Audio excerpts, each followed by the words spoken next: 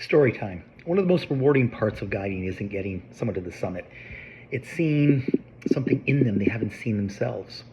Years ago, a father and daughter joined me on Kilimanjaro. And like most people arriving on the mountain, they were focused on one thing, and that's getting to the summit. And as guides, we're obviously assessing their fitness.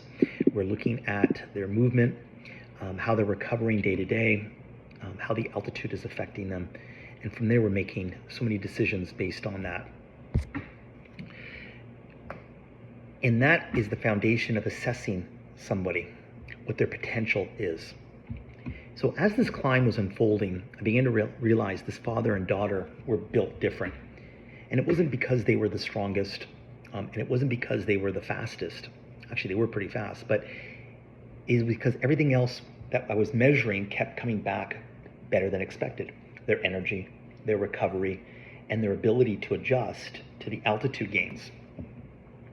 And so their ability to handle the demands of the mountain was amazing. And in fact, they were moving so well that I made a decision I rarely make. Normally our summit attempts would begin from Kosovo camp at around 16,000 feet. Instead, I made the call to summit them directly from Karanga camp, which is around 14,000 feet, a full camp lower and a full day ahead of schedule.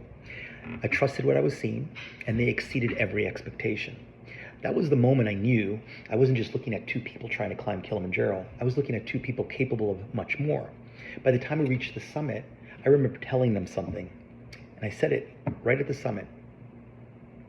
If you ever want to climb anywhere else in the world, I'll take you there. And at the time, it probably sounded like a compliment to them, but I meant it. Because I wasn't assessing where they were, I was assessing where they could go.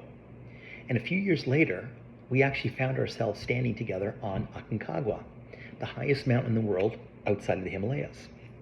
And it reminded me of something I've seen over and over again in the mountains. People often are capable of far more than they believe, and sometimes they just need someone to help them see that first. See you in the next video.